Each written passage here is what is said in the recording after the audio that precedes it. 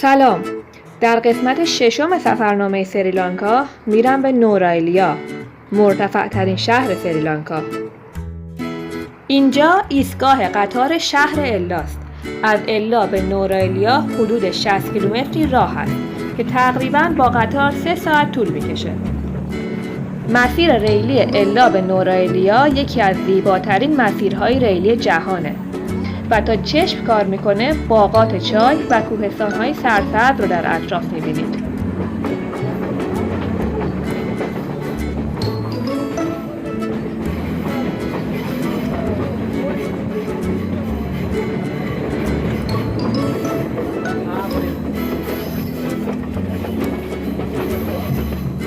این مسیر ریلی یکی از جاذبه‌های توریستی سریلانکاست و هر ساله گردشگران زیادی رو به خودش جلب میکنه.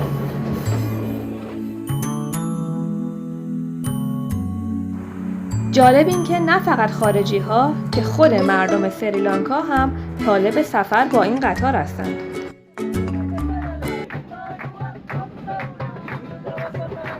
اینا وضعیت داخل قطار که کل 3 ساعتی که ما تو راه بودیم ادامه داشت.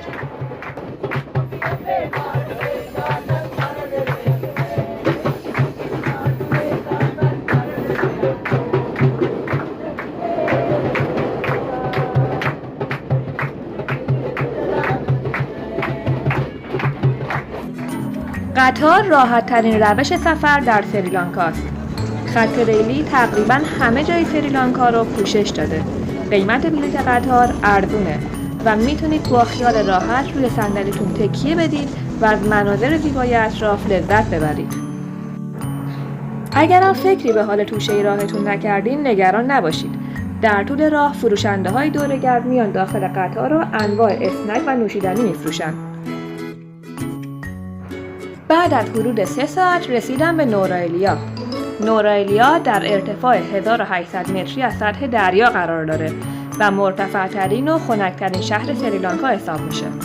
قله پیلوروتالاگالا یا مون پدرو با ارتفاع 2500 متر بلندترین قله سریلانکا است و در نزدیکی نورایلیا قرار داره. اقامت من در نورایلیا در هتل سیلورفال بود با این منظره زیبا. اینم اولین وعده غذای من در نورایلیا. برنج به همراه پاپادام که یه جور نون ترده، سالاد، ترشی، دال عدس و خورشت سبزیجات. نورایلیا یعنی شهری بر روی سکو که به دلیل ارتفاع زیادش این اسم روش گذاشته شده. این منطقه مهمترین جای سریلانکا برای تولید چایه. در واقع شهر ییلاقی و خوش آب و هوای نورایلیا در اواسط قرن 19 به وسیله استعمارگرای بریتانیایی ساخته شد. اینجا استراحتگاهی بود که کارمندای دولتی بریتانیا و مالکین زمین‌های چای در اوقات فراغتشون می‌آمدن و فعالیت‌هایی مثل شکار، چوگان، گلف و کریکت انجام می‌دادن. نورایلیا به خاطر ارتفاع زیادش طبیعت بکر و غنی داره و خیلی از گونه‌های اندمیک و منحصر به فرد سریلانکا رو میشه اینجا دید. مثل این قورباغه کوچولو یا این عقاب کاکلدار، کمرکولی آبی و این بلبل که اندمیک ارتفاعات سریلانکاست و فقط اینجا زندگی میکنه. مشغول عکاسی بودم و زمان از دستم در رفته بود که این خانم رو دیدم. ازش مسیر شانتیپورا رو پرسیدم. اونم با اشاره دست و سر و بادی لنگویج به هم فهمون که میره به شانتیپورا و ازم خواست که دنبالش برم.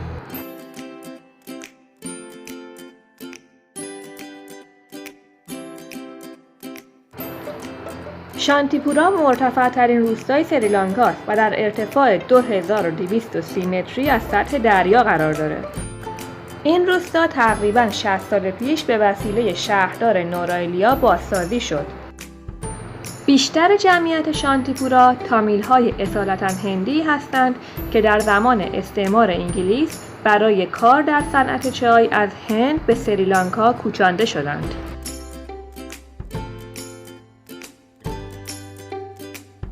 مسیر پیاده‌روی نورایلیا به شانتیپورا با چشمانداز زمین‌های همیشه سبز چای و کوهستان‌های زیبا از جمله جاذبه‌های توریستی نورایلیاست. تقریباً در تمام مسیر شانتیپورا این استوپای بودایی قابل رؤیته. در مذهب بودیسم استوپا بنای یادبودیه که شیئی مقدس از بودا یا قدیسین در اون نگهداری میشه. مسیر برگشت با ریکشا اومدم. این وسیله که در کشورهای جنوب آسیا خیلی رایجه. قیمت کمتری داره، بنزین کمتری مصرف میکنه و جای پارک هم راحت‌تر پیدا میکنه.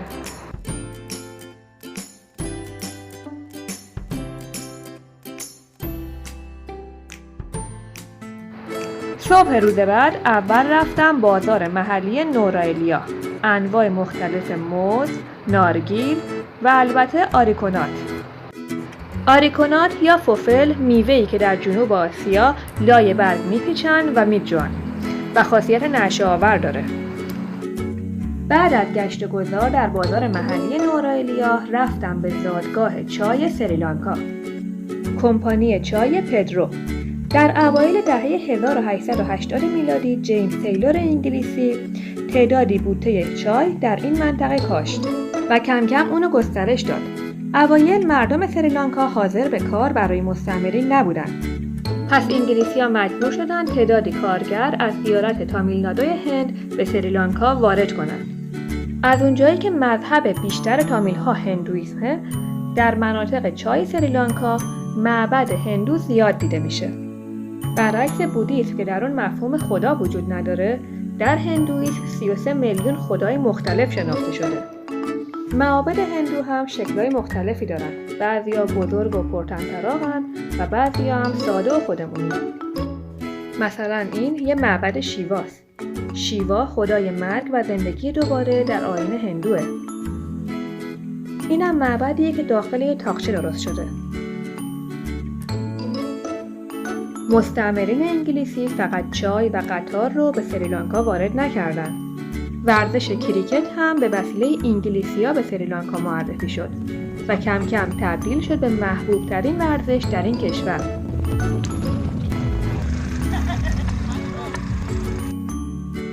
تیم ملی کریکت سریلانکا موفقیت‌های چشمگیری در عرصه بین‌المللی داشته. در واقع اینجا همه از بچگی تو کوچه و خیابون کریکت بازی میکنن.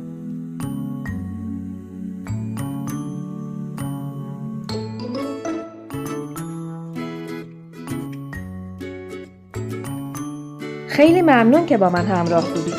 در قسمت بعدی سفرنامه سریلانکا میرم به ییلاقات کندی و درباره تامیل‌های سریلانکا بیشتر باهاتون صحبت میکنم. اگر این ویدیو رو مفید یافتید لطفاً لایک و سابسکرایب بفرمایید و به دوستانتون معرفی کنید. خدا حافظ.